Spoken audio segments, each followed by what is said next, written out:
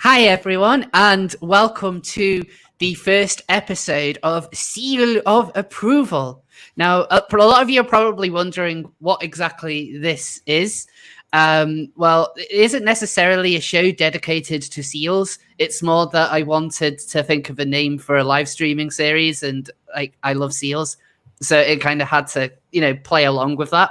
Um, so basically, the format of the series is every week we're going to touch on various different topics in the public sphere. So that's everything from current events, politics, philosophy, memes, video games, movies, whatever's going on. And it's just kind of a laid-back kind of stream. I don't want my entire channel to just be dedicated to trans stuff. So this isn't going to be like a trans stream. In fact, there's no trans or LGBT stuff on this one much at all. Now, before we get right into it, I'll introduce my guests. So first of all, the co-host of Seal of Approval is Scrump. Hello. Hey, I seem to be like everyone's co-host or like stream guest. Everyone comments that I never have my own formats, and this just adds to the pile of that. I think I've seen you host your own stream once. It didn't work very well. My internet's usually fine, and every time I try and stream, it shits the bed, and I don't know why. That's the one where I joined it, and it just that was when you got banned from Twitter that time. I remember you did a commiseration stream. I got banned for extremely bullshit reasons, as I usually do. I'm a good boy. I didn't do nothing. But yes, I am the eternal guest. Always the bridesmaids, never the host. So, well, you're the co-host, so you've got that going on.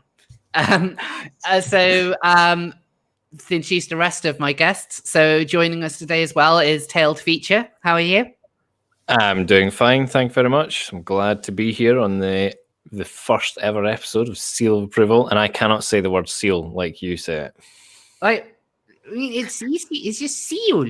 You just kind of have to put the emphasis on it. I noticed watching back the ContraPoints video I did. I noticed even though it's like a really serious video, I still pronounce seal like that. Like in a babyish voice, so it's just kind of something I'm stuck with now. And you've trained it now, yeah. And also joining us today is Sophia Norwitz. How are you?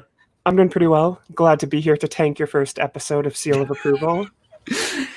Well, you're going to have a lot to contribute to this one, I'm sure. Also joining, supposed to be joining us. In the next 5 to 10 minutes or so is Ariel Scarcella. She's just running a little bit late. She told me that she's nearly home, so she's going to be on fairly soon. So let's get right into. So just to kind of explain the topic again, because I think I started, but I didn't finish. We're going to discuss general events, politics, news, memes, whatever.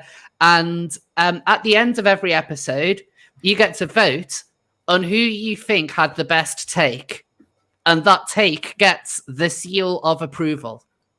So there is an interactive element to this, so to speak. Like, I would love it if there was a way of just being able to integrate into YouTube a quick poll, but instead we're going to have to do it by numbers, and that's never the most, accurate way of measuring it. I think we can Let me do just that get my on bots Twitch. ready so I can cheat.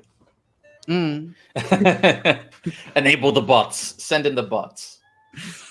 Right. So with that, let's start the show. Now, I think one of the really interesting things about the current month is that because it's June, it's therefore Pride Month.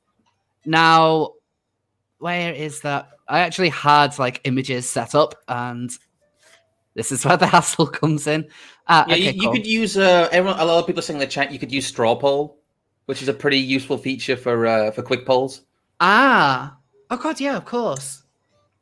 Yeah, I'll do that for the next one, but for this one, we'll do it as archaic as possible.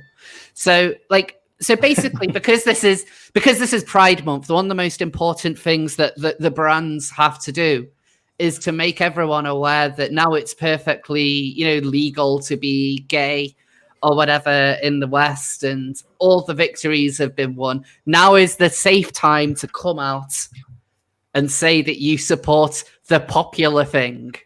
It's okay to be gay. Yeah. Every time I see these brands, that plays in my head. It's funny that now that it doesn't matter, now that basically all the struggles have been won, all the legal battles have been won, like the Supreme Court battle has been won, that suddenly there's rainbows everywhere. Now that there's nothing to really do substantially within most of the Western world, outside of maybe some places in Eastern Europe and places like that, there's a grand consensus in Western Europe and the US that being gay is fine and legal, and you have a lot of legal protections. Yeah. And as soon as that happened, as soon as it was completely controversial and it was a bandwagon to jump on, you got the rainbow vomit, as I'm calling it, and it's become incredibly obnoxious. And I don't. A lot of normies don't realize why I hate the rainbow shit. Maybe I think some people genuinely think I'm homophobic, which is kind of funny, but it's just this grinding corporate give us your money virtue signal that it really rubs me the wrong way and always has done. And it's really hard to express to people who haven't been subjected to it in the amount that I think a lot of us who are in this side of the online sphere do, just how infuriating it can be. Well, it's how even like the 10 Downing Street Twitter account also has a pride flag on it. Like, I always look at it like this, that it's a lot of the same people, because I'm gay, I'm trans, a lot of the same people that will call me a token bootlicker because of my personal politics. They're the same ones that the moment their identity is pandered to, they'll just sit there and be like, and clap and praise it. They're letting themselves be turned into tokens for this like corporate bullshit that is just pandering, as you said, virtue signaling. Ariel's just joined, so everyone, this is Ariel Scarcella. In case you, why can't I see anybody? Hold on, I can't see anyone. Because none of us are we're cowards. We don't have cameras on. I have horrendous bedhead and can't be bothered. Yeah, like also, my room is boring. Like I had a shower like an hour ago, and I tried getting ready, but my flat is so humid right now that my hair has just turned into like an absolute state, and so I am not subjecting myself to going on camera. Excuse me. I don't have a face. So just to quickly explain, Ariel, this is seal of approval. We talk about anything that's kind of going on in the world, current events or popular culture or anything like that. And at the end of each stream, people get to vote on who has the best take, and that person gets the seal of approval. Okay. There will also be a seal of the week at the end as well. So like at the end of Unpopular Opinions, AA will show off all the deep lore memes. In this show, we show off seals. I love seals. So you love seals. You love seals, and I love sea otters. That's my favorite. Like the thing is, like valid. They are valid. The sea otters matter, but I just think that there's literally nothing cuter than a baby harp seal.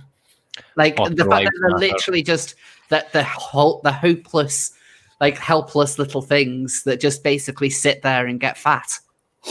Like there's something really cute about it. But going back on topic, one of the things which I found interesting about the way in which this virtue signaling from the brands seems to be able to get away with it is the really vague notion that they're fighting against discrimination and fighting for acceptance, because there's never any kind of barometer to measure that. Like when they say we're fighting for acceptance, to have that meaning like 100%, that's something which is never going to happen. Like you will never get the entire population of like a town, a country, whatever, to agree on anything. So that's a unrealistic aim. But by keeping it incredibly vague, they get to milk all of this as much as they can. And by saying, well, we're spreading awareness, it literally just involves the most token effort possible, which is usually selling a product. And even then, they will have really vague references to LGBT stuff on it. So it'd be like, love is valid or like, this is your pride and stuff like that. But loads of them, I've noticed, actually kind of avoid saying like the word gay. Like interesting. I was watching this on Disney Plus. This new Pixar short came out last week, and it's called Out. and it's about a gay guy who is struggling to come out to his parents, and then he ends up going into his dog's body for some reason. But like, Strange. Okay. yeah, This is getting a bit furry. Yeah, so he becomes his dog. Like, it is a lot more wholesome than it sounds. Like, it isn't that. It is incredibly weird, and like like they have these like this cat and this dog that kind of talk like RuPaul, and they arrive on this rainbow because they kind of have to, because it's a gay thing. Okay. But like all throughout the entire short, like they never say the word gay, even though it's like at points where a normal conversation would just say like, you know, like I'm gay or something like that. They all seem to try and avoid it. And like I've noticed The Simpsons does it, and I've noticed like quite a lot of these brands do it, and I always find it weird why they never say the word. Has anyone noticed that, or is that just me? They euphemize around it. It's kind of coached in fluffy language. It's just become this thing of, we support it's a lot of buzzwords. We support inclusivity, and they have all these adverts that vaguely allude to it, but no, that they don't like saying. I guess the word gay has fallen out of favor now. They talk about LGBTQ plus and all that. It's gay has become an exclusionary term, and I know a lot of the culture warrior people like to harp on the white gay men as also being privileged. Maybe that's why, but yeah. Well, that's a thought that's been in the community for years. Like, the thing is, the NUS a couple of years ago voted to get rid of a gay men's position, like officer, because gay men have too much privilege. I think, if I may jump in real quick. Yeah, of course. One of my problems is that I think in a world where in some countries you can still be technically murdered or sent to jail for being gay, pride is important. It is important to let people know that this should be this thing that's legal. We exist. Yeah. In the US, though, it's become one of the things I take a lot of pleasure in is I can exist while gay and trans, and I can just exist. No one bothers me for it. I'm just there. These brands take what I am and turn it into this like really annoying thing that I think starts to grate on people, and it kind of just reflects poorly on the gay community as a whole. And so like that's my problem in the US is like, we made it here. I can exist as gay and trans in most places. I think there's some places it can be problematic for some, but like I can exist. That is winning right there. And so like, if corporations really cared, they would be going against the countries that have a lot of human rights abuses towards gay people. But yet you always see these same corporations will have like their little rainbow thing and be like, yeah, we love the gays, but then they'll pander to China and remove the gay person from a scene in a movie. They'll pander to another country and censor something. So they don't really care. They just know it's cheap marketing that the kind of stupid masses will kind of guzzle up. We love the gays, but we love money more. I've got a lot to say about, like, we will be touching on China later on. I was just gonna say somebody just tweeted that yesterday. Something about if China really cares about Black people, because China had a statement regarding Black Lives Matter. Yeah, and somebody was like, if you really cared about Black lives, then why did you turn them away from your businesses when COVID-19 first started? Yeah. I've got a hell of a lot to say on that, because like one of my kind of biggest interests in like the world of politics is actually China. Like it's Chinese, like the way in which kind of communist China runs is just something which always fascinates me. But I think like one of the reasons why I kind of wanted to bring up the brands celebrating Pride, like this isn't really a stream to talk about Pride, but recently the brands have had to get rid of their rainbows, and they've had to give out a much more inclusive message. Let me bring up a good example of said inclusive message. Where did I put the damn thing? Yes, the white text on black background. It's amazing how the layers of virtue signaling are happening. Literally every brand. It seems that Black Lives Matter seems to trump Pride Month in a lot of places. Then again, a lot of them have gone for the black square message with rainbow avatar, which I think is the the safest approach a lot of them are taking. It's interesting as well. The approach that I always see it from is that all these people talk about revolutionary, they talk about being anti-establishment, yet if a brand doesn't put out a Black Lives Matter message and have a rainbow avatar, they will get attacked for it. It seems to be that brands not having them is the exception rather than the rule. So it's this is very much the establishment opinion, and it's very much the brands going with the establishment opinion. Yeah, I mean, even what was really surprising to me was like I was looking through all the brands that have done these, kind of black square with white writing, and even Nintendo has done it, and that really kind of took me aback because Nintendo never gets involved in politics. So if they basically do it, then that really says it all about the way that everyone effectively has to be coming out and saying this same comment. But there have been some really weird brands that have come out with the Black Lives Matter message. Let me find, where's my favorite one?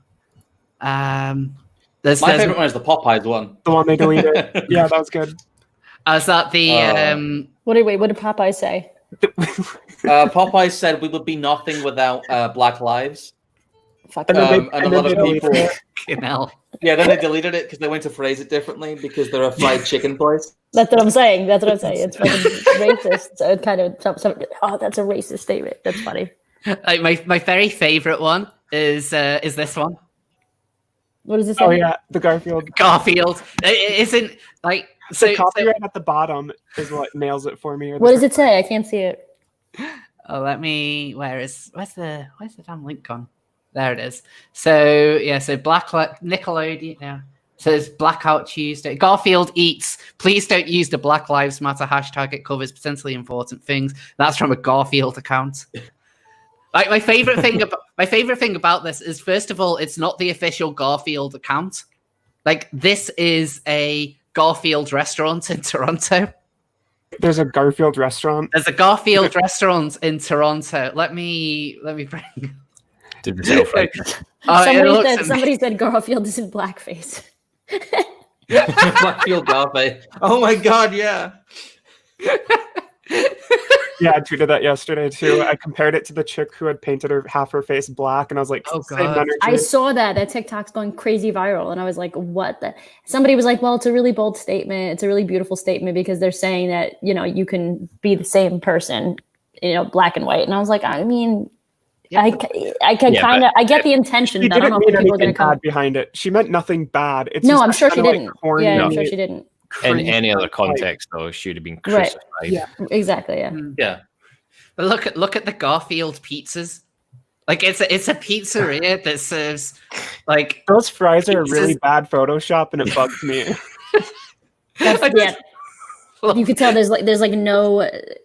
there's no shadow. It's like, what the hell? Do they not even sell lasagna? Is that not? I don't think so. Like, it seems to be a pizzeria. Wait, they don't sell lasagna? Wait, why would they not sell lasagna? They do. They do. Garfield-shaped pizzas and lasagnas. Okay, so they do. That's very specific, isn't it? That is incredibly. They got that verified check though.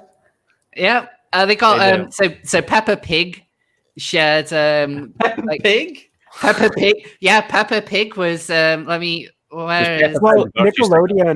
Nickelodeon actually did 8 minutes 46 seconds. Like, they went off air for 8 minutes 46 seconds and just played like breathing and a heart beating in the background. It was really weird. Do kids that Nickelodeon during the day is for very little kids? Like, they even did it on their Nick Jr. stuff. Like, do little kids need that? Just play their fucking shows. That's messed up, honestly. Like, yeah, that is kind of messed up. I've heard about it, but so what was the was the recording literally just like a heartbeat or someone breathing, or? Yeah, it was like a black screen with like breathing and heart beating, and then it was just 8 minutes 46 seconds. If I was a kid, I saw that when I would if nobody was in the room with me, that would creep me the hell out. Yeah, that would creep me out too. That's really weird. Island to come on and then just thump. I DM'd you though, Rose. This is what I see when I see that Garfield picture. Oh God. Do I put that in the stream? I don't know. I don't know if that's too spicy or not. I think that might be too spicy. God damn it, Garfield. Is it supposed to be like a vagina reference? No. No. Oh. No.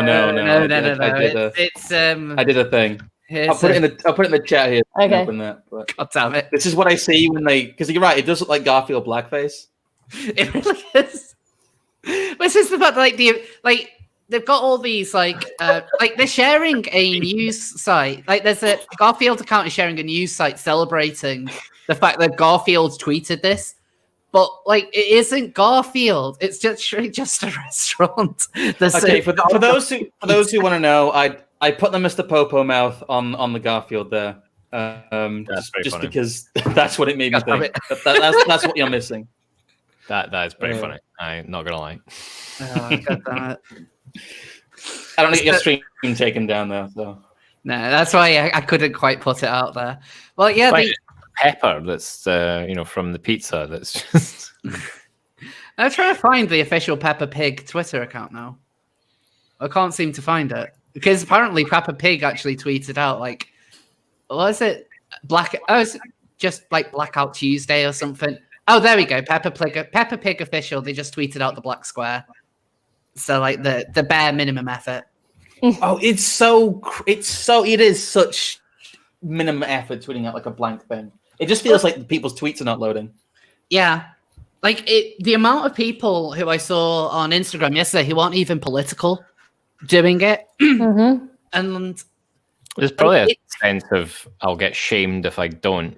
It is. That's the thing. It is. People will get shamed of that. It's where was your black square yesterday? Mm. It's it reminds me, it's like a worldwide clap for the NHS thing. Yeah. What I think as well might be happening is these people must get some sort of thrill from sharing it because they can think oh yeah, I've done something really important today. Oh, 100%. It's similar to Coney 2012. Do you guys remember that? Oh God, it is very wow. That's a blast from the past. It's the exact same thing. It's all the celebrities were getting in on it. Everybody was getting in on it, and literally everyone got a thrill. Like Ashley said, everybody got a thrill just because they felt like they were changing the world by fucking sharing something. We did it, guys. We ended racism. You ended racism by posting a black square. It's we did it. The black squares ended racism. Forget about all the people that actually promote people of color, in their content and, help them, in let's say like a Candace Owens or something. If you're supporting people like that for Congress or whatever she's running for Senate, I think, I forget. Wait, Candace Owens is running for Senate? Well, no, but somebody suggested that she should in her live stream, and she was like, I'm thinking about it. Yeah. What do you call it? But yeah, stuff like that. To me, it makes that this, it's getting the conversation going. But have you actually changed anything just by posting something? I don't think so. Yeah. Well, there was I remember a friend of mine posted something about virtue signaling on Facebook yesterday, and someone responded with this kind of really weird, all lives matter lefty meme thing, someone saying I think that all lives matter, and then someone else being oh, you're a dick then, and your typical lefty meme where it's basically an essay, right? And he's just kind of asking words, and he just asked why have you shared this, Lumi? What have I done? And she just posted this really condescending response, why are you why are you having a problem with people raising awareness for such an important issue? And it was this kind of real smug put down, and I'm why? That there really it really is more than just general peer pressure, but some people really kind of get off feeling like they're so important just by doing that. 100%. One of the things I'm frustrated with what's happening with all the brands too, is that we do have a riot going on right now in this country where entire buildings are getting destroyed. I was on the ground last week. There are entire city blocks where 10 plus buildings are just burned down and collapsed within a block. And so, as I've said many times, I support the peaceful protesters. I do think we have some problems with policing, and so I support peaceful contingent of the marchers. But with the brands coming out as this riot is happening, I feel like people are going to take that. They're going to feel like that validates the destruction they're doing, because there are two sides to this Black Lives Matter stuff right now. You've got the peaceful people, which, hey, good for them. They're doing something good. But then you have the rioters that are just trashing stuff. And then you have these corporations coming out with all this at the same time, which people are going to take to mean support for them. And then you have celebrities coming out for bail funds for some of the rioters. Yeah. It's the worst timing to do this stuff. And they don't realize. And at the same time, as Popeyes is tweeting the whole Black Lives Matter thing, I took their tweet yesterday and put it with pictures I took when I was in Minneapolis. An entire Popeyes got burned down. You have Nike doing their same virtue signaling stuff. Meanwhile, their stores are being looted and burned down. Like, it's not, they feel like they have to do this, otherwise they're going to get raked over the coals. But at the same time, they're giving validity to the worst actors right now. And the worst actors have the conversation right now because cities are being destroyed. Yeah. And that's where my frustration comes in. And it's more so because walking through Minneapolis, we're not talking like 10 or 20 buildings destroyed. We're talking dozens. We're talking 60 plus buildings, dozens of them fucking destroyed. Not the time for corporations to come out and be like, hey, you do you. This is awesome. Sorry, Andrea, that's just you're right. No, I think there's so many companies and everybody feels the need to get involved. Like I posted one thing to my Instagram that just said like enough is enough or something, but it's multiple races of people in the thing. And to me, it was like more of like, let's stop being divided type of thing. And I even got shit for that. People were like, well, you're not doing enough. You're not doing, you're like, what the hell are you doing then? You're sitting at home telling me that I'm not doing enough, but you're doing dick, also. It's like, everybody does what they can, I guess, but it's everybody. It's just, to me, it's similar to the trans activism movement. It's like, if you don't stand up for something, like, or if you don't verbally say it, they're going to regard you as racist or transphobic or homophobic or whatever, and it's very much easy. It's very much for it to be seen as a cult, honestly. If you don't fall in line, people that do fall in line, there were videos of, I think it was a young black kid that was beat up just because he wasn't also looting the place that the other black people were. So it's not even about it's not even really about race. It's about like, are you listening to what we're saying? Or like, do you agree with us? And do you agree with how we're going about this? Or do you not? It also kind of reminds me of those there was a video that someone shared yesterday of this guy walking up to this white woman and basically getting her to go down on her knees and apologize for having white privilege. I saw that. I saw that video too. That was really weird. That was really uncomfortable and strange. Yeah. Like, I think the guy doing the video was someone who was actually like he was doing it more as a joke. I hope so, because she could have come at him and been like, "Well, get on your knees and apologize for your male privilege." Well, there was, I think there's privilege of every kind. I think he did several, because I'm sure one of his videos he refers to George Floyd as George Foreman. Okay, so maybe he was being stupid. Like, just repeatedly. The George Floyd drill. He just repeatedly calls her George Foreman to this like white woman. He's like getting on her knees. It's so stupid. At least it wasn't George Formby, I suppose. I think it's some guy. And if she corrected him, she'd probably be cleaning windows. That's for the Brits. Oh, dude. No one in America gets that. America gets that. No, I thought I'd make it more Brit-centric there, because I see that it's kicking off in London at the moment as well. Overall, yeah, it kind of is. Like, the only thing that I've seen is outside Downing Street there was a mob throwing like stuff at police. Like, I don't quite know what set that off. So but I've apparently just nothing. Like yesterday, the police were kneeling with them and stuff like that. They just attacked. Like, I guess clap for our public services has ended now. This is the new. I guess coronavirus has ended now too. Since no one seems to care about these mass gatherings. That's actually where it was fucking. Yeah, where's Did you see the where's- video? Did you see the video of the people in the hospital coming out and clapping for the protesters, and everyone was like, "Guess the coronavirus is over," because nobody's social distancing. Oh yeah, no one cares about that anymore. But is it not slightly insensitive to take a knee for this guy? You know, it just seems a little bit disrespectful to me. Since taking a shin or Yeah, I'm gonna say taking. It seems weird.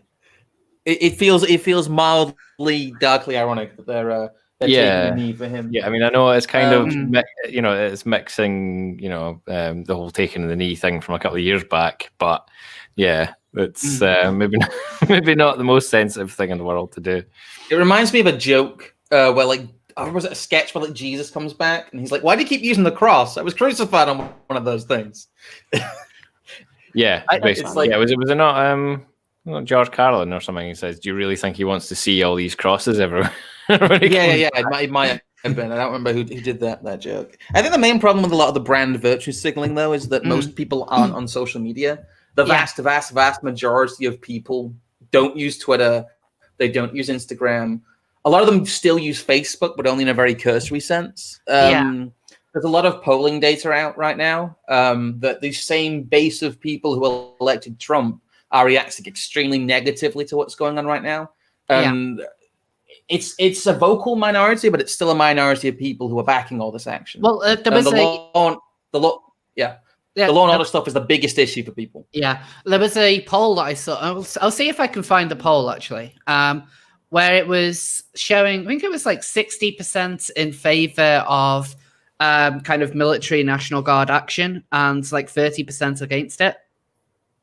Let me see if I can find it. There's a large appetite to just enforce normality, and I think a lot of people are annoyed by the fact that these people are getting a pass on the whole lockdown thing when they weren't allowed to walk their dogs 2 weeks ago.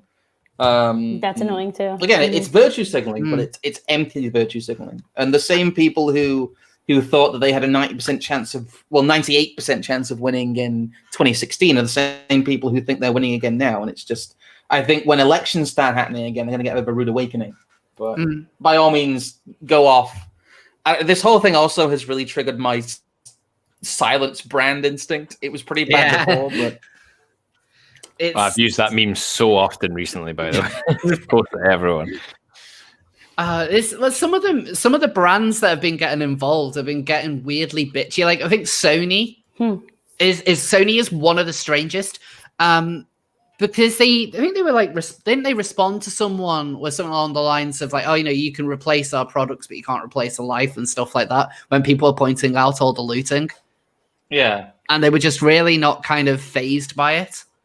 It's because it wasn't, it's been looted from, a shop rather than from Sony themselves. Yeah. So they're not really bothered. They've already sold it, as it were. They've got the money. Exactly. But yeah, this so I know this is Breitbart, so it's going to have a bit of a bias on there. But like I've seen the polling itself. Where the hell did I put the link there? So hold on. Yeah, so there's a poll. I'm not going to go through it. Morning Consult, where it shows like very strong support for kind of like military and National Guard action. And it really is the actual vocal minority who use social media. It's like when you look at Labour in the last election, when they were convinced that they were going to win and they were going to absolutely trounce the Tories because they had the most tweets. It's that kind of thing. Like the real world doesn't live in their hashtag.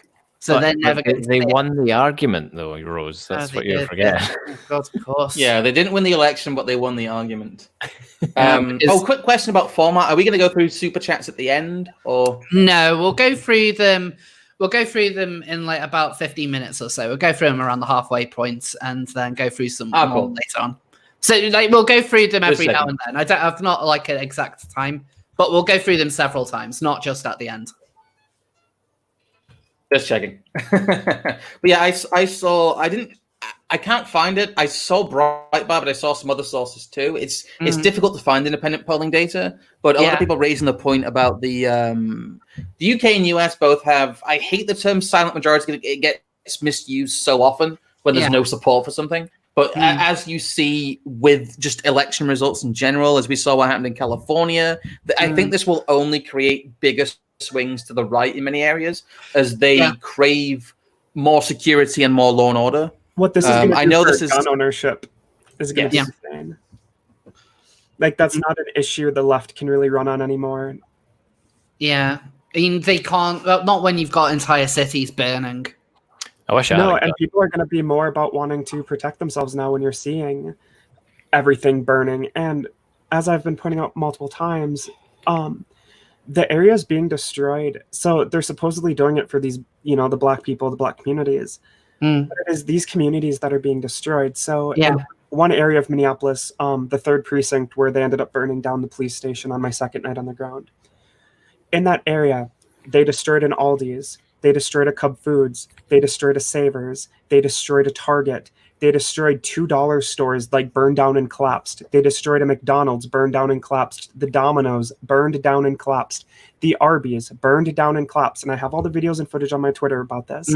That is a black community that within like 2 to 3 square blocks, everything that community needs, all their grocery stores destroyed, all their other stores destroyed, even the liquor stores got burned down and destroyed. The tobacco shops, 2 of them, burned down and destroyed. The salon shop destroyed. The post office burned down and destroyed. And so, like, they're doing this supposedly for these communities, but the ones that are going to face the brunt of this are these black communities that no longer have access to the stores they need. They're now going to have to wander further into the city.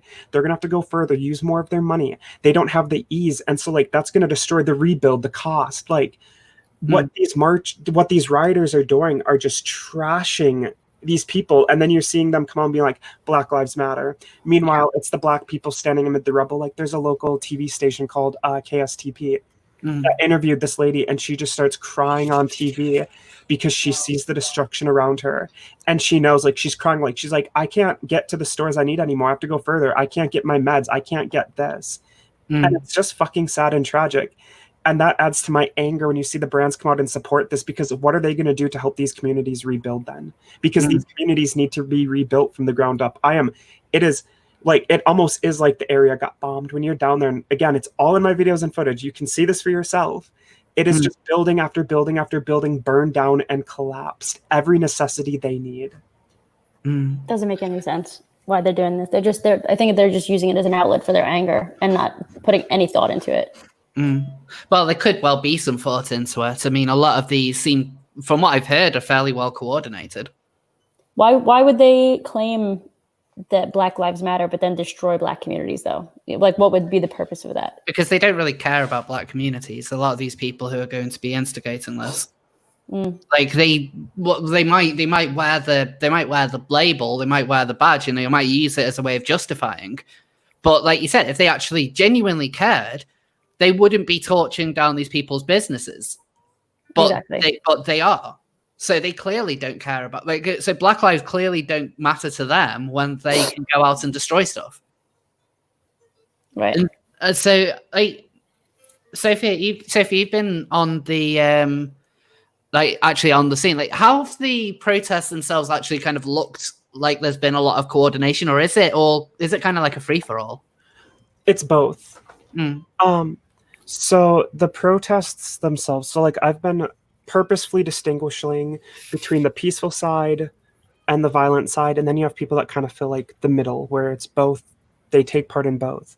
Right. So on night 1, for example, which I was on the ground on Wednesday, and that was the night where the burning first started, and that actually happened like within 30 minutes of me leaving the scene.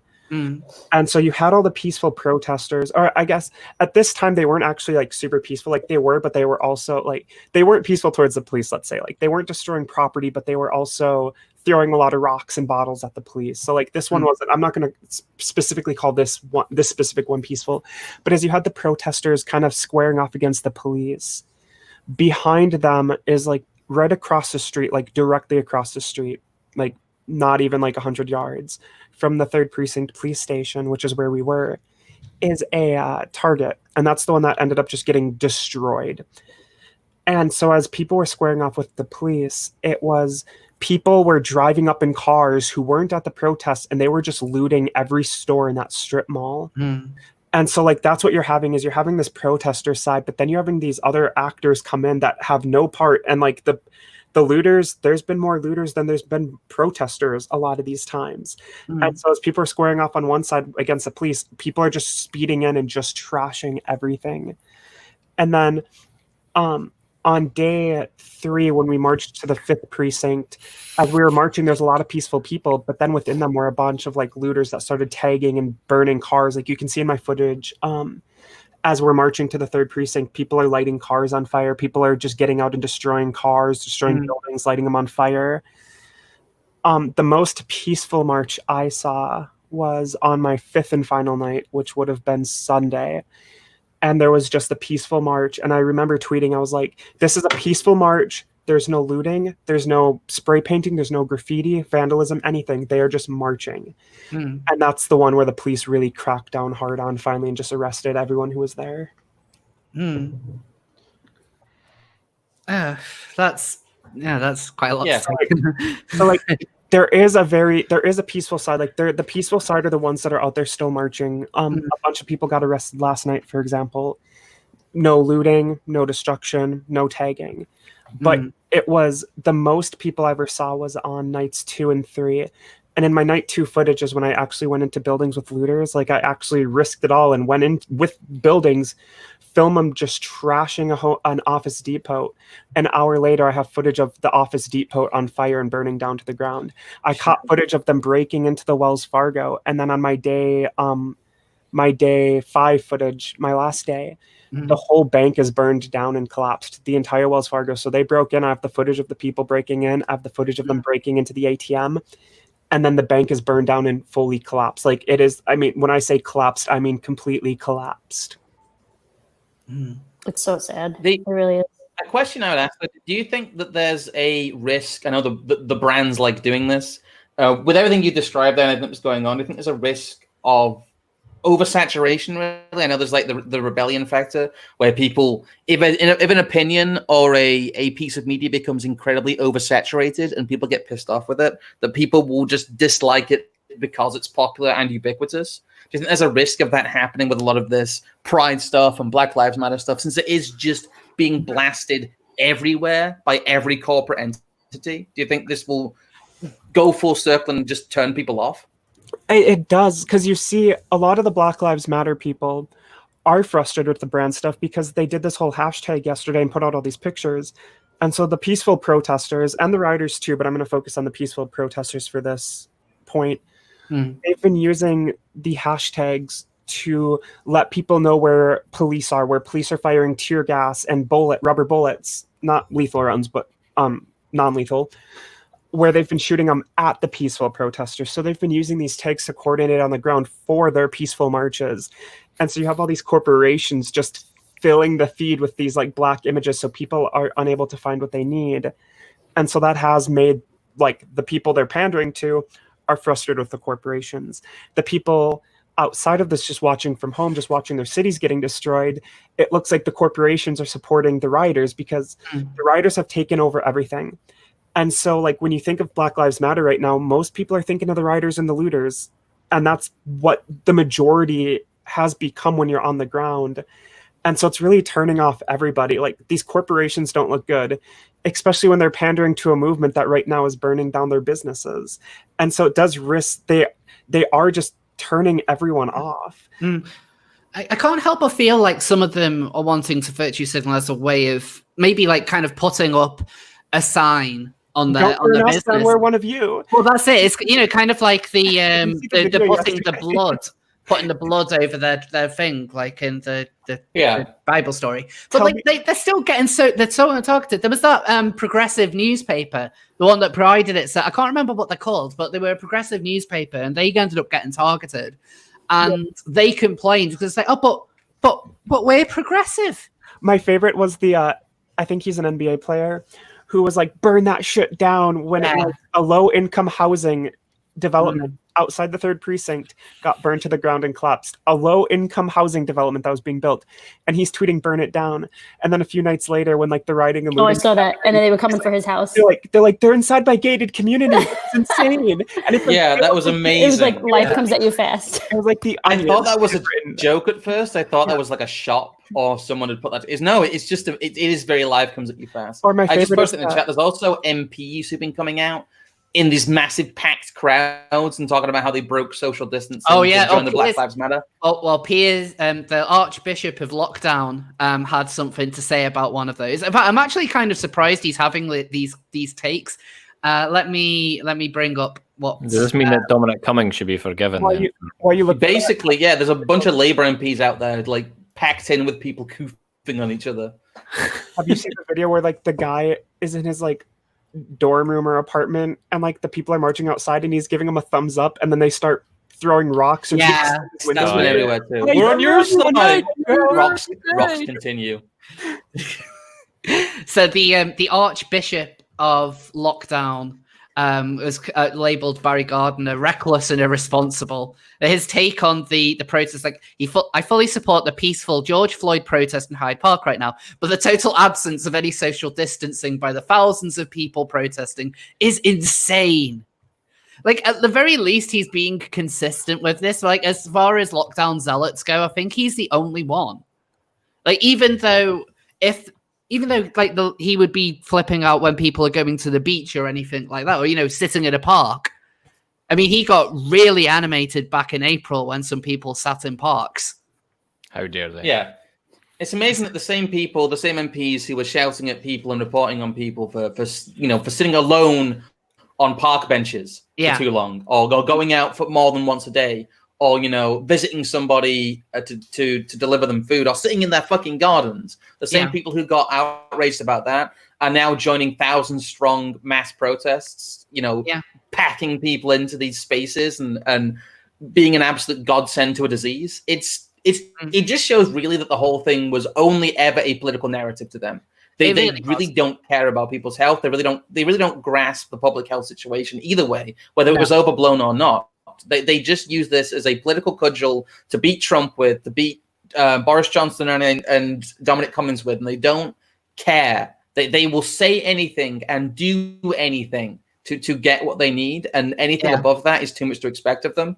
And I guess this is what I get for thinking politicians had some degree of decency, but they just show again and again that they don't care. It is all about the narrative. It is all this problem. Conservatives bad, therefore communism. That is the entire argument, and it has always been the entire argument. And I hope people are seeing that because of this. Yeah, and of course, that's going to be used as an excuse to extend the lockdown. Well, at least to kind of push for it more. I mean, these people, when it came to Dominic Cummings, it was a thing that I admittedly got annoyed over because I disagree with lockdown.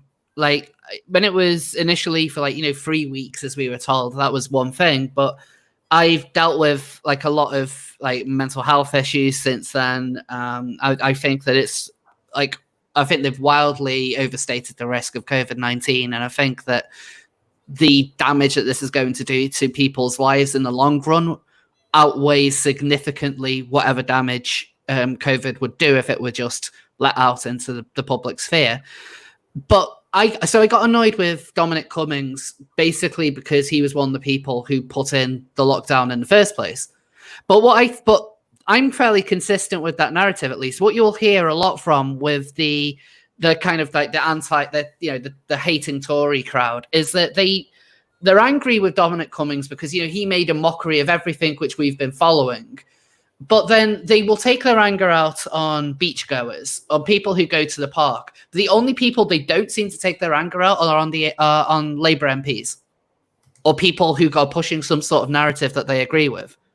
Oh yeah, there were plenty of people that broke the lockdown, and we just didn't. No one seemed to care really. Yeah. It was just because Dominic Cummings is the architect of Brexit as well. It seemed to be. I thought it was a bigger deal when Neil Ferguson broke it, to be honest. I mean, his are the stats that are the reason lockdown kind of went the way it has. So I was way more bothered about him for that reason. See, I've been in the It camp. also shows his lack of, like, he predicted 500,000 deaths in the UK. If he thought that was the height the virus was going to, if I sincerely believed that a virus would kill 500,000 people in this country, I would move to a cabin in the fucking woods and refuse to see anybody. Yeah. But he was knobbing some fucking married bird and having, endangering their household supposedly too. If you believe his predictive models, I think. I don't want to speak out of turn because I'm not a medical professional. I'm not an immunologist or someone who studies pandemics. But the impression I've got from people who are a lot more skeptical is that a lot of these rock star doctors use this to get attention and funding.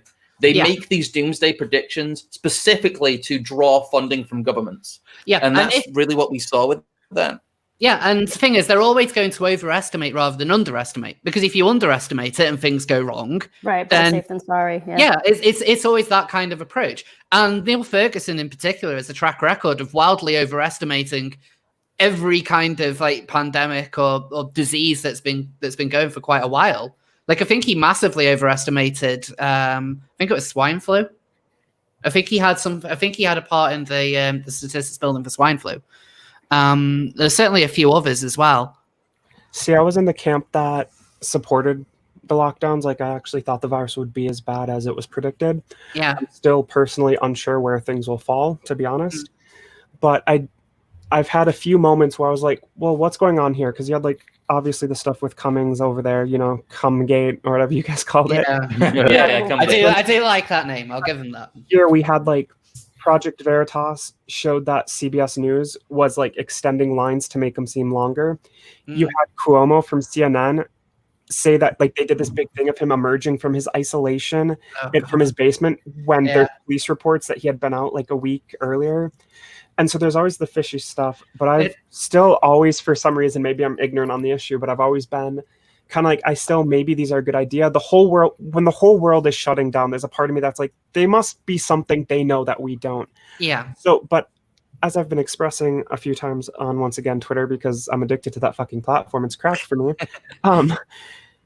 I think it'll be really telling what happens in 2 to 3 weeks. So I was like, we need 2 weeks to, stop the curve or bend the curve or whatever. And so now we have had thousands upon thousands upon thousands of people closely confined, packed into the streets. If cases spike dramatically and hospitals are overrun in 2 to 4 weeks, I'm going to be like, all right, lockdowns are probably good. But if that doesn't happen, I think that's going to get a lot of people being like, okay, why'd we do the lockdown if we're not seeing these dramatic increases right now and we had people closer than ever before? Yeah. And I'll be honest, like one of my worries is that like I'm trying to do my own little quarantine right now. I've been around thousands of people for 5 days in a row. And so I'm just monitoring, looking for symptoms. A couple days ago I had a sore throat and I was like, oh no, I have a sore throat. I saw that. Luckily it's my sore throat and congestion is gone. I think it might have actually just been from all the tear gas I inhaled trying to record stuff. Yeah. But there is this part of me that's like, this next week and a half, I'm admittedly a little on edge. Just like any little symptom that pops up, it's like when you're sick and you go to Google and you like, oh God, I have cancer. It's like a little sniffle. I'm like, oh fuck, I have the COVID. But like, if I get through this next week and a half, and if the majority of the people that were packed into the streets get through the next week and a half, and we don't see the spike, we're gonna see a lot more anger as people are like, why'd we trash the economy? Yeah. Clearly it wasn't as bad. And so the next 2 to 4 weeks will tell us, we'll know definitively if the virus was as bad as they said, or if it wasn't. Like we have a case study right here. So the next 4 weeks are going to be really interesting in my eyes as someone who did think the virus and in some ways still does think the virus might have been as bad. Like, just to make it clear, I'm not saying that the virus isn't a threat at all. Like I think it clearly is. Yeah. When I'm saying that I don't agree with the lockdown. What I'm saying is I think that the cure is more damaging than the virus itself. Yeah. Well, we missed it because you had like Taiwan and other Asian countries in the midst of it were able to get it under control. Yeah. They made masks mandatory. They did all this stuff and their cases, they controlled it. Meanwhile, here in the US and elsewhere, we had the WHO early on saying masks are useless, as other Asian countries like Taiwan are on top of it. And so we've just been getting like such shit information. And we should have been copying like the better Asian countries, not China, but like Taiwan, South Korea. They really got on top of their shit and implemented measures, and they really didn't see the spikes that we saw elsewhere. Yeah. Well, the other thing was Again, with the lockdown was that so many people were in favor of it, despite it crashing the economy. And we've had, how long have we had the Tories in power now? 10 years, something like that. More longer, probably. Feels longer anyway. But all the Labour supporters are talking about how austerity kills so many people every year. Yeah, God, yeah.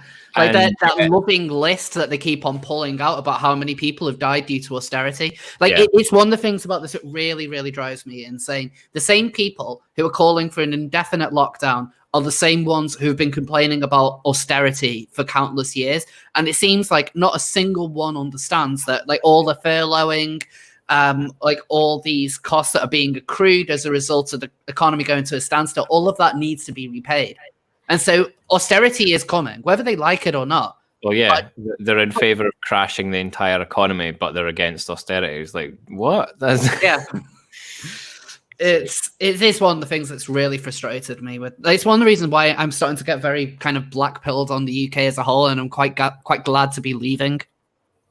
Like, well, I might be joining you after today's revelation of what the Scottish Parliament did. What was it they were doing? They've extended voting rights to non-citizens and prisoners.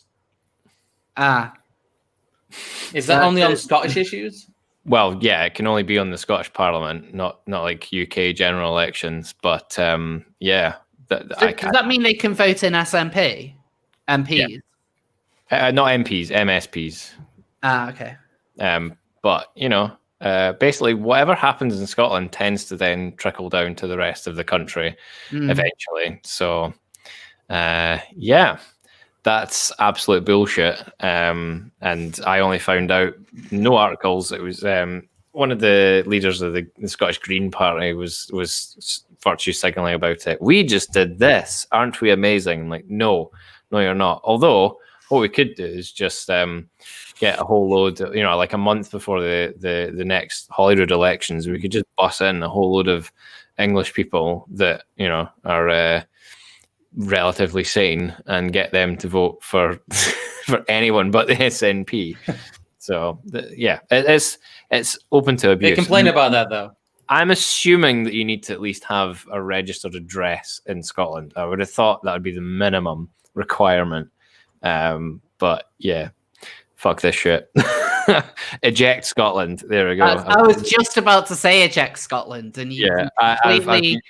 Yeah, after this news came out, I was just like, eject Scotland, that's it, we're done. Just cut us off at Hadrian's Wall, set us afloat into the middle of the Atlantic. Just that's it. So yeah, I might bail soon, who knows. Yeah, send Scotland's off into the godless void somewhere. Well, yeah, I mean, we're already being sucked in. Saw them off like Yeah, I wait, mean, so wait, is that gift? where are you? Sorry. Wait, no. A few people went here. Mars and Jeffrey want to know where are you moving to? You're not coming to the US, are you? That's long-term goal. Short-term goal is Ireland. Ireland? Yeah, so I should be moving to Ireland in the next couple of months. Yeah, God damn it. I'm moving to Ireland in the next couple of months, and then where would you want to come in the US? Where would you want to come? So we've been looking at a couple of states. I think the top 3 that I can remember is New Hampshire, Texas, and Florida. Yes, come to Florida so we can hang half the year.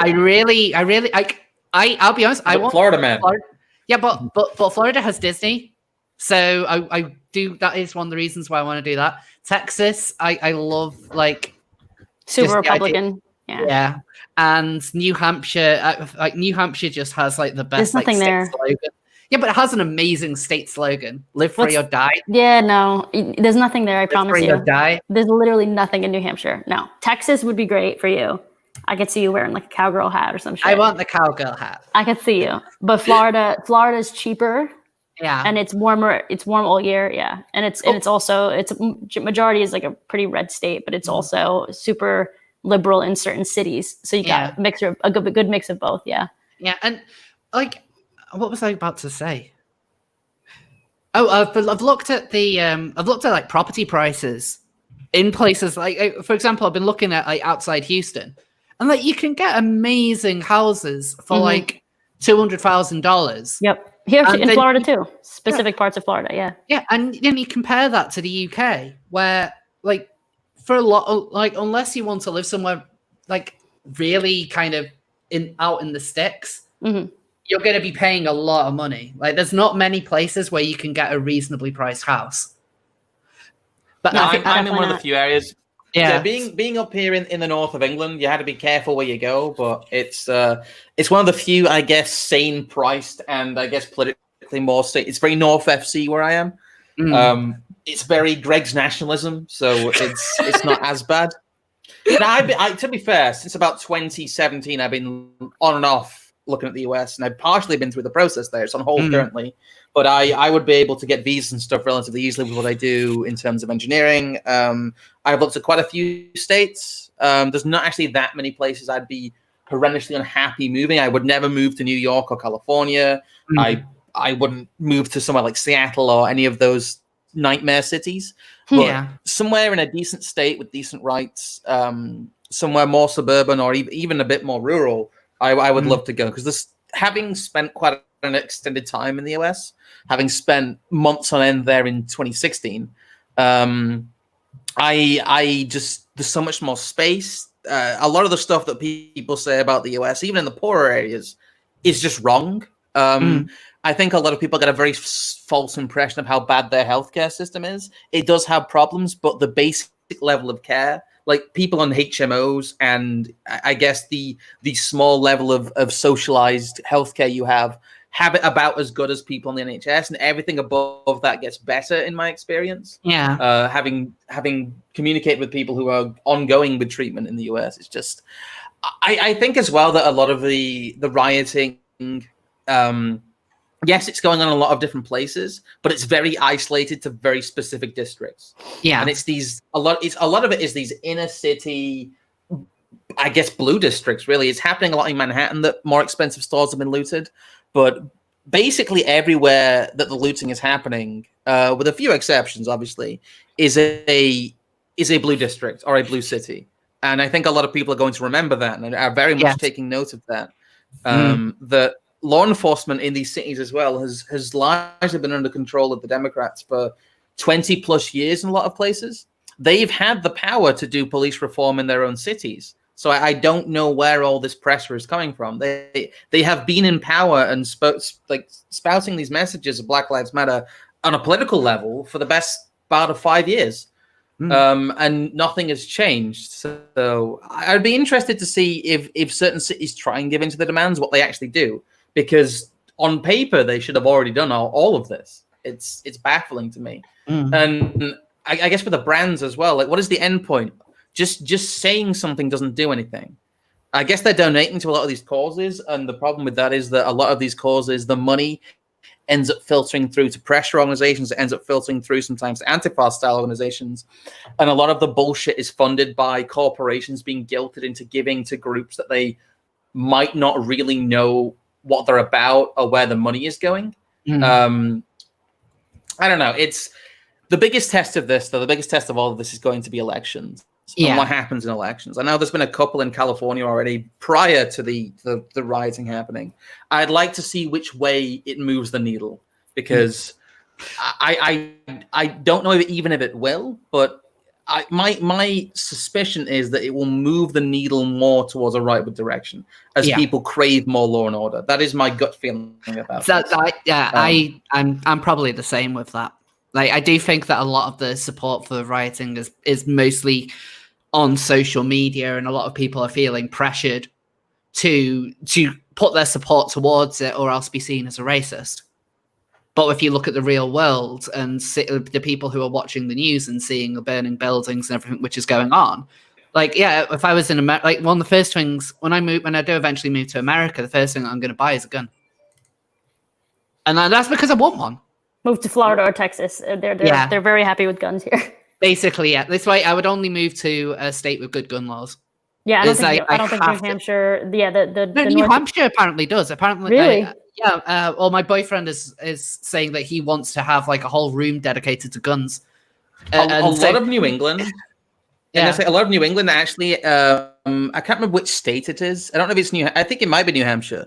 I think New England has the only state that has complete constitutional carry and also complete weed legalization. It is like the one fully libertarian in those two aspects state. Because I was looking at the overlap between those laws.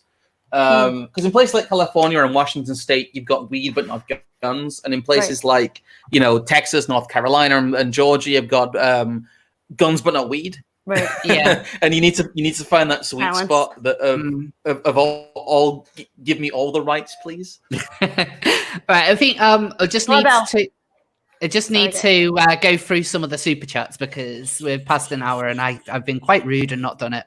So whilst we do the super chats, here's some seals. Yay! Because I had to put up some seals. Right now, where is the super chat? Okay. So let me go through the super chats. So Mitch with the £2, Scrump Man Bad. Yes, Scrump Man Bad, Starman Bad, boo the Starman. Andrew McKillen Jr. with $1.99. Hold on, it's June, right? It is. It's June. It is in fact June. It is June. It's also Wednesday, my dude. Makuda Pterodax at the £5. FaZe Math Real Dween. I'm assuming that is Gaelic. I would need to see it. Let me post it in the chat. Let me see if you. I'm assuming that it's Gaelic. Wait, where is the? I love how I've got a little minion army of Gaelic speakers now. I've put it in the main chat. Oops. Where did I put it? There we go. There you go. Oh. I get that when you say that sounds like garlic speakers. FaZe Math. And what does that mean? What Good language evening, is that? That's Gaelic? Scottish Gaelic, Gaelic. yes. Scottish. Interesting. Scottish Gaelic. Yeah. It's not as bad as Welsh. Gaelic. Oi, Welsh is awesome. We have great words like ambulance. And Ponty Ping. No, poppity ping is not a real word. Yeah. No, it's not. The real word for microwave is microdon. That's even worse. It is. It should be Ponty Ping. It should. Yeah, poppity ping is the only thing I liked about Welsh. Yes, and No, it was a like lie. It's like Piscod Wibbly Wobbly is like people assume means jellyfish, but actually jellyfish is Piscod jelly, which is crap. Welsh isn't a great language. Mickey's weather today is rather more tolerable than the horrendously warm weather we've had of late. 52 degrees is just right. In London, it's horrendously muggy.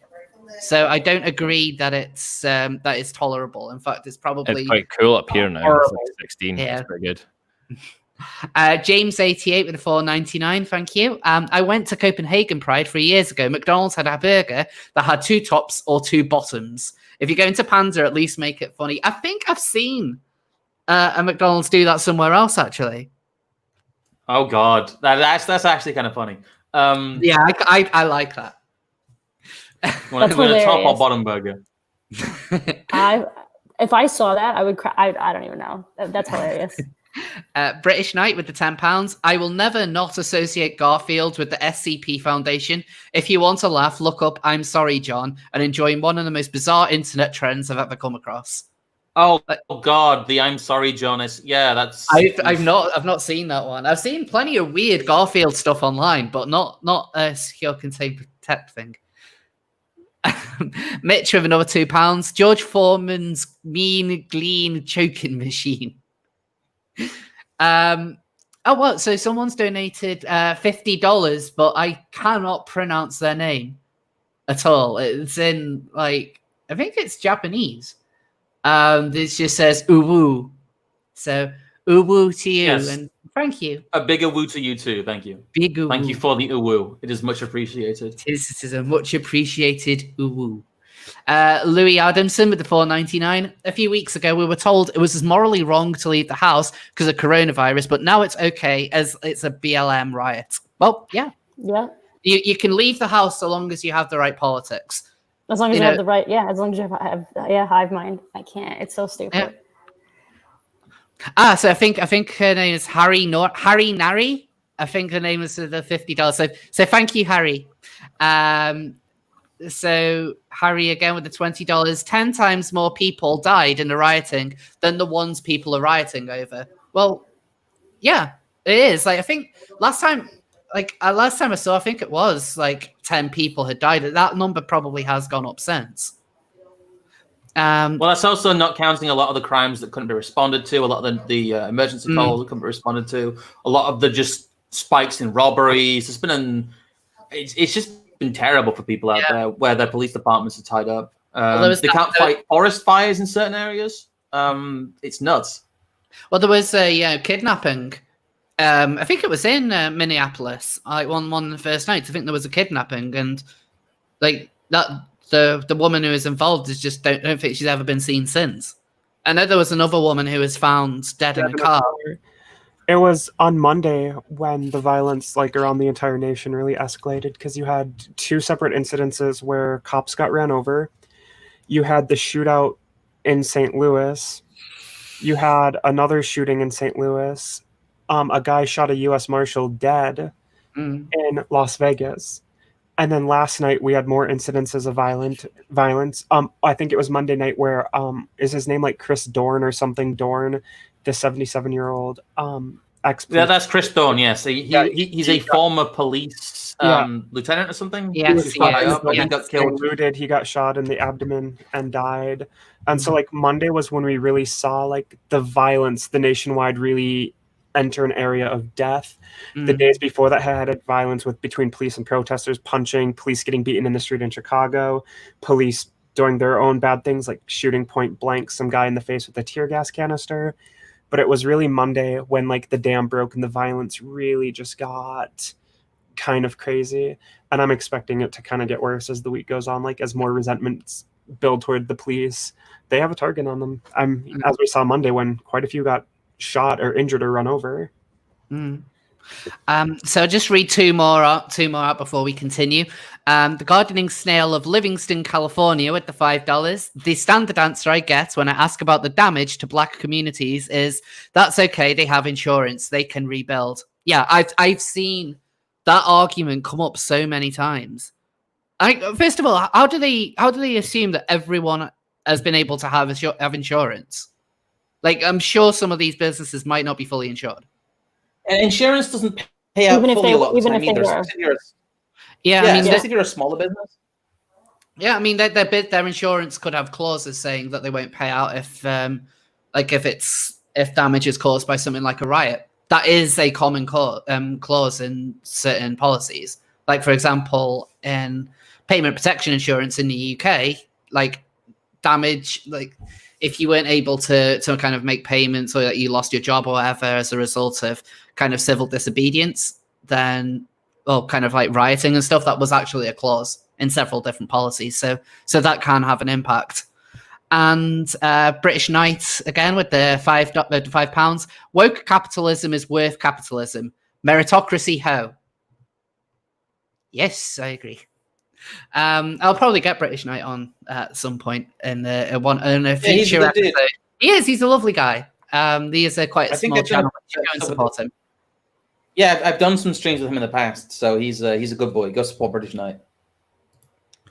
Right. So with that, let's get back onto the topic. One of the things which I kind of wanted to talk about at this point, let me see if I can find one of the images which I had. So one of the things with the brands coming out and putting their support to Black Lives Matter, is that the brands are clearly very selective of the issues which they are willing to protect. And one of the interesting ones is, two accounts in particular, which is Activision, who, they tweeted out support for BLM and, saying that they support human rights. Just don't support Hong Kong. Yeah. So where is it gone? Here we go. So remember, even though they support all those who stand against racism and inequality, there's no place in it for in our society or any society. Like they should have had an asterisk there and just said, provided it doesn't fall within CCP jurisdiction. Wait, what account is that? Oh, what was that? Sorry? No, I can't see what Which account. account was that? What account?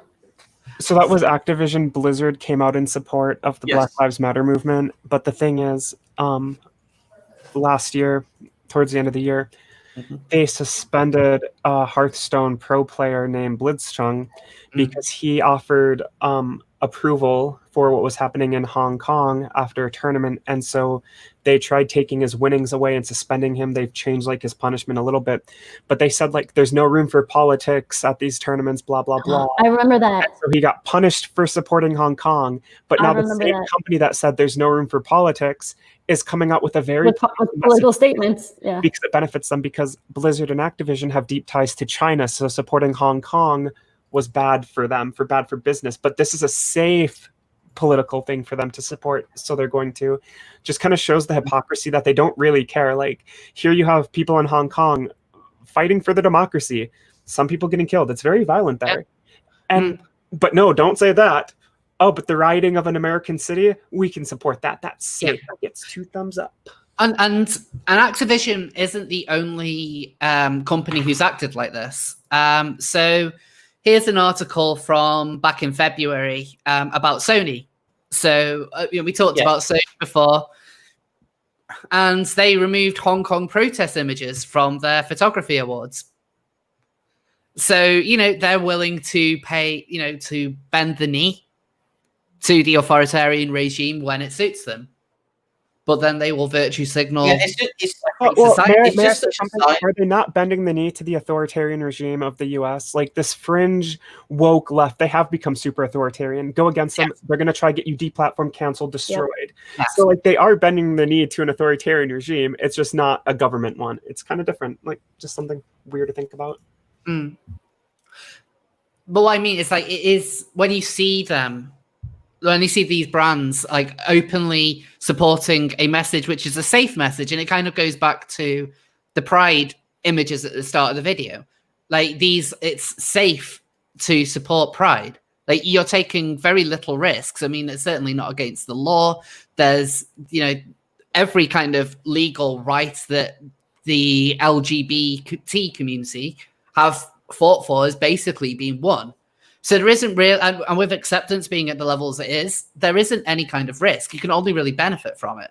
Whereas when it comes to doing anything which would upset Comrade G, like they're willing to kind of throw their morals to the ground. And so everything, with every kind of virtue signal that these businesses are doing, that these brands are doing, is meaningless because they have no morals. They only care about what is popular and what will gain them any kind of like financial support, or at least kind of win them woke brownie points.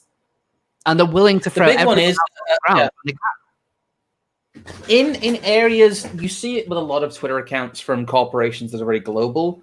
But you'll notice Middle East offshoots, any offshoot that isn't in basically a safe harbor country for gay people, they don't do any of this shit. No. You see the Chinese accounts, you see the Middle Eastern accounts, you see sometimes in Africa and other parts of Asia that they don't change their logos. They completely flip their message depending on what part of the world they're trying to pander to. And it's disappointing because a lot of people out there just quite frankly don't realize this, or they just don't look for it. They don't have they fall for it. They fall for the marketing. And I wish that American media, if American media really did support gay rights, they would call this out more. They would call out brands that pandered to anti-gay messages in certain localities and then pandered to LGBT messages in Western localities. But they don't. It is just about attacking the governments and regimes they want. This is all about political aims. That's all it will ever be. This is all about, all the mainstream media will be worrying about now is how can we use all of this to get Biden to the White House. That's it. Yeah. That's all they seem to care about. And I really wish more people who are being used would wake up to that. because they are. A lot of these people who are spouting this message in the corporations, they are just being used by people with a very narrow political agenda.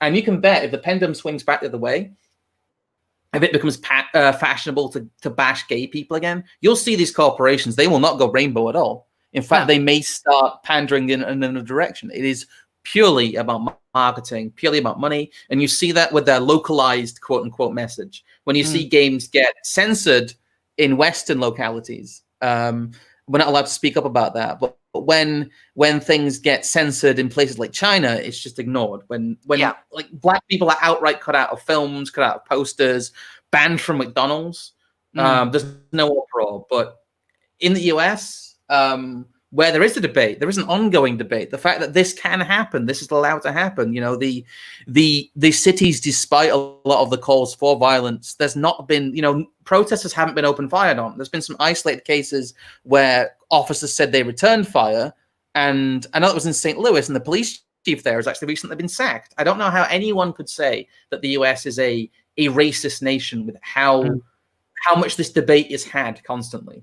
It just baffles me. I don't know how these corporations as well, if they had any degree of honesty, they had any degree of integrity, and if they had a message that they wanted to share, would not just be sharing the safest, most diluted and kind of cowardly, I think, message that they're sharing right now, which is, we will do whatever gets us the least trouble. And we will do it, in different ways, in different areas. We will say whatever you want us to say, just buy our products. And it's quite depressing, to be honest. You need to take into account with a lot of these brands as well, there will be a degree of entryism involved in that when you have the more kind of progressive attitudes being the ones who might get the positions in order to push these messages as well. So even if the popular narrative changes against it, then probably would be an internal struggle. Although I would assume that eventually their heads would roll. Yep. No, I think as well, a lot of them is just they hire PR people to do this. I think this is purely cynical. I think the moment that this stops being fashionable, it just goes away. Like overnight, it goes away. Of course it will. They won't be talking about this in a couple of weeks. It's literally just a thing now because everybody else is doing it. And so it's just the least effort way of being able to, get in everyone's good books. And it's kind of strange that it seems to be working on some people. Like, I'm honestly surprised that I haven't seen more skepticism. Like, in the same way that I'm surprised I don't see as much skepticism about the various corporations that now promote all the LGBT stuff when there's no harm in them doing so. Like, when it's kind of clear that it's all motivated by money, you'd have thought that would really push people to criticize it, but it doesn't seem to. But like just to kind of like highlight an example of the hypocrisy. So what I've got up there is the Force Awakens poster from China, where they have Finn like in a kind of smallish corner there, like smaller than BB-8. But then when you compare it to the international one, like he's the third largest figure on the poster. And so I think that's only really, and I think that's kind of done in. I think it's done in. I think it was only in China where that was done. That's not right. Yeah. Yeah, that was only China. Yeah, and like this is granted. I'm a huge Disney fan, but like when Disney is saying that we stamp out racism and we stand against it when it's remember when it's financially convenient for them to go against a narrative like that, they will. Like they don't actually care. It's all about just appealing to markets. And right now, what they've seen as the appealing thing is getting behind a particular message.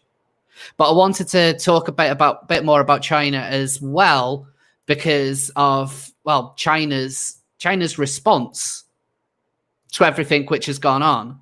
Let me just bring up the China's response is hilarious in context. Yes, it is the biggest. Again, it just shows that they're willing to say and do and lie about whatever they think will harm the US the most. So that's a picture which is shared by China Daily. So that's a kind of like a mouthpiece of the Chinese Communist Party. And like, which when this is coming from China, now Well, it's weird. Like, it wasn't even like a month ago when you had various reports coming out about, like, I can't remember who mentioned it before, but like, McDonald's. Like, McDonald's apologized after restaurant in China bans black people. The sign saying black people are not allowed to enter, being hung on a restaurant in Guangzau. And that was it's more widespread than that. Yeah, it is. Like, the problem was that they were using foreigners and visible minorities, as the left say, especially to as a scapegoat for the waves of infection that have still been going around China. They're basically saying that the foreign interlopers have caused that. Yeah, well, they've been trying to push that angle. They've taken every opportunity they can to push that angle, because they blamed Japan and then they blamed Italy. Even when they were the only time they didn't kind of blame specifically another country was when they were the only one that was recorded to have it. As soon as it was spread elsewhere, then they just pointed at other countries and said, "Oh, no, there's evidence to say that this is actually Japan." Like, I remember reading that some of the embassies were recording the virus as like the Japanese virus or the Italian virus, and then of course you have the state media pushing the conspiracy of it being, bought over by the American military. And I think they've even labeled it. They've labeled it after like loads of different countries. So the idea that they would then start to kind of label it against black people isn't really much of a surprise, because they are looking at blaming whoever they can. I mean, they're not going to blame the glorious Chinese, because the Chinese are perfect. Everybody else is the ones who bring the problems. But it's interesting how this was kind of buried, like the responses with this. I remember watching footage of a department store where black people were not allowed to enter.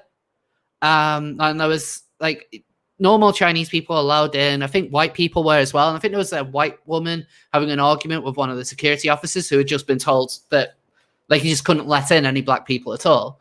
And then you also had reports of black people being evicted from their properties, taken out of cities, like quite a lot of nasty stuff going on. And so when you have parts of the media parroting China's narrative more and more, which has been a significant problem over the last couple of months, given how few of them have actually been critical of China's handling of the coronavirus crisis.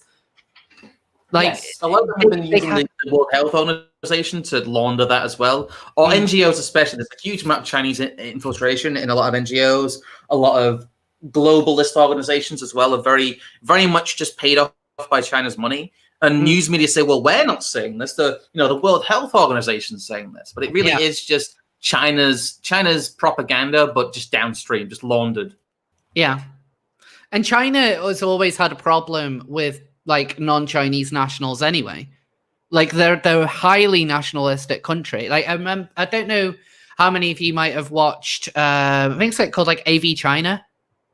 They're basically these two YouTubers who used to live in China. I think both of them have moved out. So there's one called Lawai and another one, or Sea Milk, and Serpent ZA. And I think Sea Milk talked in one of his videos about how he was like in a taxi with his wife who is Chinese. They ended up getting into an altercation with the taxi driver who punched his wife. And then he kind of punched the taxi driver back because he assaulted his wife. And people were kind of gathering around in a crowd, and they were, kind of started to cheer him on until someone in the crowd shouted something along the lines of like, "How dare this white man beat up our Chinese man?" Or something like that. I can't remember what the exact phrase was. And like that kind of just made the crowd snap. And all of a sudden everyone went against him. And he ended up getting arrested. I can't remember how long he was held for. He was eventually released, but nothing happened to the taxi driver who punched his wife. And that kind of happens a lot within the Chinese legal system, where Chinese nationals get preferential treatment over foreigners. So if you get in trouble with the law in China, it can be a very scary thing because they won't treat you as fairly. Nationalism is something which is very, very common. Like China could be an incredibly friendly place. Like I've loved traveling around it. But you've got to take into account that they get propaganda drilled into them about how China is the greatest place in the world and how the Chinese people are the greatest people in the world. And that does have an impact on people's psyche.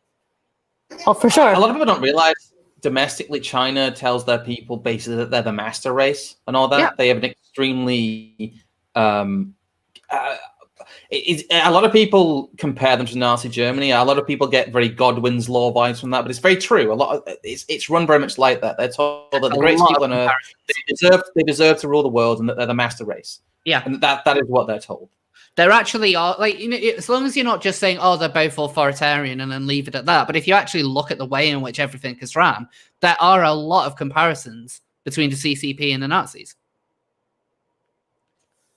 That's scary. I have to go, guys. I have to cut this short because I have a lot of work to do before I go to St. Pete tomorrow. But thank you so much for having me, guys. Okay?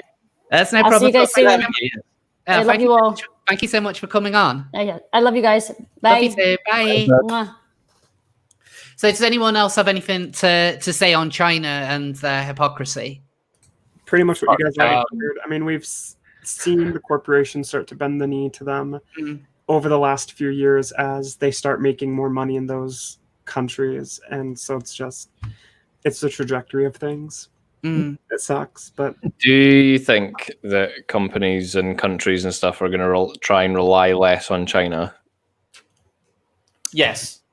I do. I am starting to think so now. I know I didn't at the start, but now the way in which the British government seems to be growing a backbone with Hong Kong, that has given me a little bit of hope, but I know not to get my hopes up. And I wouldn't be surprised if they backed down from everything, but at least they're starting to take a bit of a stance. So that's a start at least.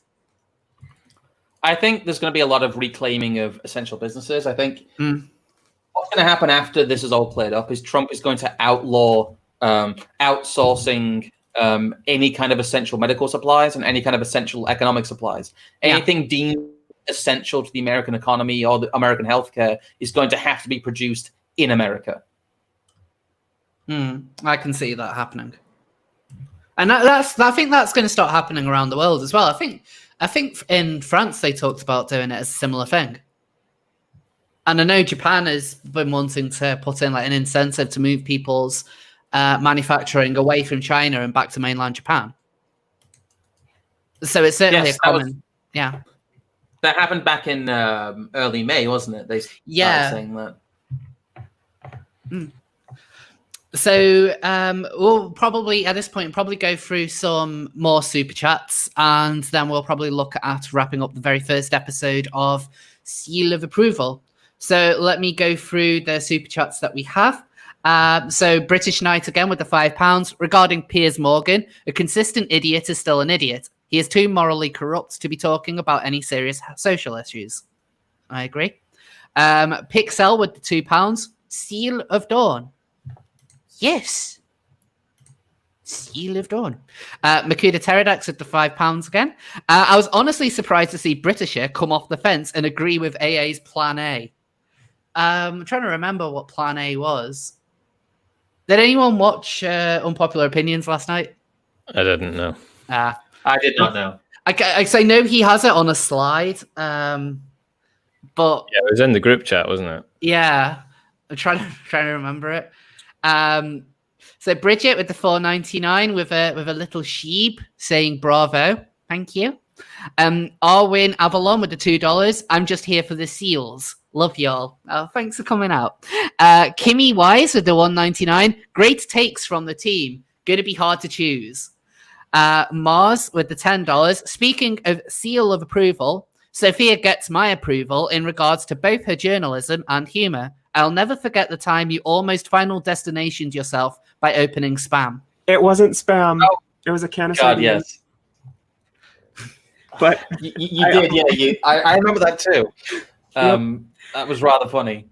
See, so for everyone who thinks I'm a genius or anything, reevaluate your opinions accordingly, because I did almost slit my wrist open with a sardine can. I was pulling the lid off after a post-workout snack, and the lid's like flung backwards and just deep cut right like down my wrist. Like it didn't hit the vein or anything, but it was just like deep cut, blood everywhere. Almost killed myself with sardines. Oh God! So that's who I am. Hi. Nari Harry with the $20. Uwu. Nari is the first name. Asian names, family names first. XD. Not my real name though. I'm Alina Uwu. Uwu to you. Thank you again. Many woos. Many uwoos heading your way. Miles Swan with the $2, and he posted a link, a Reddit link to our I'm Sorry John. British Knight with the £5. Have you noticed how the China Star Wars posters put an almost subliminal positive spin on the First Order and authoritarianism? Let me have a quick look at that. Probably won't bring it up on the screen. Well, yeah, now you mention it, like Kylo Ren is definitely in a more intimidating pose in that picture. Yeah. So, yeah, that's a, yeah, I mean, I don't know, like, yeah, I can see where you're coming from. And finally, British Knights again with the £5. First thing to remember about woke capitalism: corporations don't have morals, people have morals, so don't expect corporations to act morally. That is true. And Revenant with the £2. Hope we're all going to Canal Street once we're able. Yes. Yes, that'd be. I don't know. I don't know how long it'll take for bars and restaurants to open again, but I need to go out more. Yeah, that was awesome evening though. That was pretty good.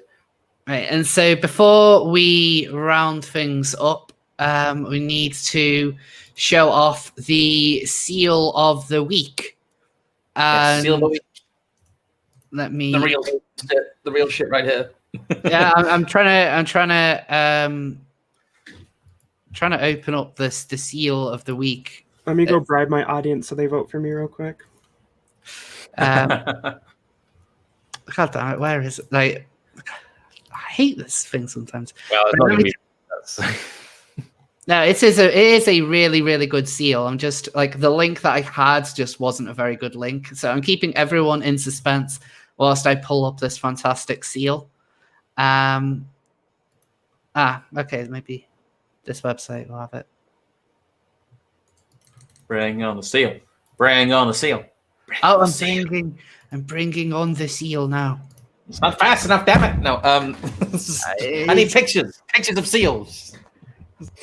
Here she is, the seal of the week. Her name is Cloudberry. She is a ringed seal who was washed up on the shores of Ireland in January. Now, ringed seals normally come from the North Pole, so you know they're a really northern seal, and they're basically they're common prey for polar bears. So to see a seal as far south as Ireland is really, really rare. Although occasionally you do get them around Scotland. Yes. But she was found and rescued, and then she was fattened up, and she was released about a month or so ago. They originally wanted to take her to the Arctic, but because of lockdown putting restrictions on everything, she was released in Ireland. But she is really way home. Yeah, well, hopefully, you know, she got home safe and sound. But she was a really, really good seal. So Cloudberry is the seal of the week, and every week I'll try and give a seal of the week. Although if there are always memes, I will always share memes as well. There's a few more last minute super chats. Deadeye Knight, Anna Quinn Cringe Walker with the $5. Love how all these socialists want to get their moral compass from corporations. That's a good point. And Nari Harry with the $10. I don't like how white people are so self-conceited. They say Asia treats white people the best, when in reality, Asians treat whites just like they do blacks beneath them. Asia is still xenophobic. I mean, a lot of people ignore how much kind of like morals, like, you know, kind of racial superiority there is in Asia. Like, I suppose it's not really convenient to a narrative, but like, no, I definitely think that she has a point there. So with that, we're coming up to the 1 hour, 40-minute mark.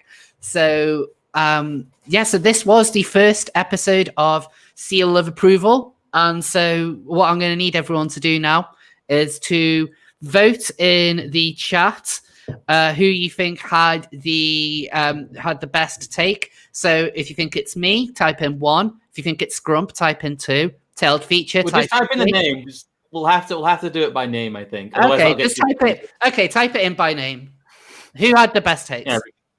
We'll just have to judge it like a cheer. Yeah. But next time we'll have a proper poll. We'll have a straw poll. we will. We set up a straw poll next time. So, yeah. so everyone put in the chat who you think won. Who gets the first seal of approval? Well, we'll have to see how long the delay is. But yeah. There's always a delay there. Tails. Yeah. So Scrump, I didn't hear all the Tails, Sophia and Rose, Narwhal, Scrump, Sophia, Tails, Rose of Dawn, Sophia. I'm thinking. I think Sophia's got it there. Yeah.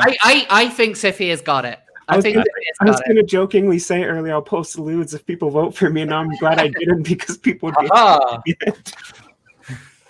just slightly that one. Yeah. So Sophia, you got this. Your takes got the seal of approval. Awesome. You didn't even talk that much. Yeah. Oh, no, you did. Like you were actually at the riots. Yeah. Like, you've actually done more than any of us. Yes, you're a reporter. So yeah, what I'm gonna end up doing is making like a table of like all the guests who come on this show, and basically kind of track who has the most seals of approvals. You have to do like a showdown season finale where you bring on like the top 4. Yeah, like the people whose opinions have the most seals win. Vote them off, club them off, or something. No seal clubbing jokes. Weak a seal. Goodbye. Thwack. Oh, the poor seals. So Sophia, congratulations. I want to thank everyone for coming on. Scrump for being a great co-host, Tailed, Sophia, and Ariel as well. So this is going to be a weekly show held at 8 p.m. every Wednesday. I don't know who my next guests will be just yet, but I'm going to get lots, all the usual people who've come on the road. Yeah, like I'll try and drag some people in too. Yeah, we'll get the common, we'll get the usual suspects like Blair, not so obvious, Mars. I'll try and bother Sargon into coming on as well. Yeah, like Dev has said that he'll come on, but I know that he's really hard to kind of corral into stuff. So Dev is an absent boy a lot of the time. He's far too Canadian for his own good too. He is a leaf on the wind. Someone just asked if this is the D show. Like, no, this isn't the D show. I mean, currently at the moment it is. I know it's gonna take over unpopular opinions. You'll see. Like soon, like I will win. I don't know. How many concurrent viewers does Unpopular Opinions get generally? Quite a lot. I think average is around 600 or so. Okay, so we're a little bit behind that. About 300 I saw at peak here. So, well, you I get what you meant with the D show now. In the D show. I got Oh god. Anyway, so I want to thank everyone for coming out. So we'll be back next week with more approvals for you to give the seal to. Thanks to everyone for sending in super chat. Two last things before I go. One, I put out a new video yesterday. Please watch it because I think YouTube has really kind of strangled its reach. Like the video I put out on Antifa on Sunday, got mad views, and the latest ones, it doesn't seem to have gone out to anyone at all compared to my usual stuff. So please try and share that if you can. Also, there is seal of approval merch. For 1 week only, you can get 10% off by typing in Seal Deal. So you can get a nice Seal mug and a t-shirt, and you will look really cool. Yeah. So with that, thank you. So thank you all once again for coming out. Does anyone here want to plug anything before we go? I'm going live in 15 minutes on my own channel. So yeah, come to Tailed Freakers channel. We have varying British accents. There we go. Sold. Sophia? I guess Dev would kill me if I didn't. Sorry to cut Sophia off there. I guess Dev would kill me if I didn't shill dumping with Scrump over on the Short Fat Taco channel. We've got one coming out with Sophia actually, so I can plug that as well. When Dev gets finished editing the wonderful artwork for that. Yes. Oh yeah, did you just see the artwork? That was great. That's pretty cool. Looking vaguely lewd in the tub there, but no, yeah, go watch. I have nothing else to shill. I don't really have my own platforms. I'm not on Twitter anymore because I'm on the naughty step again for like the 9th time. So yeah, go watch DWS. And Sophia? And then you can just follow me on Twitter at Sofnar0747. My feed this week is kind of crazy, but I was on the ground at the riots. There is one video in particular that is probably the best video anyone will have of the riots, which is when police officers fled the station before it burned. And I'm like 2 feet from the cars as they're shooting rubber bullets and tear gas at everybody. So I put a lot on the line for some of this. So browse my feed, watch my videos. I have a YouTube channel. I will have my own riot coverage up there soon enough as well. And read my articles. I am a senior editor and writer for RT.com. So I really want to thank Sophia for taking time from her busy schedule to come on, as well as Tailed. And I'm on 4 days off.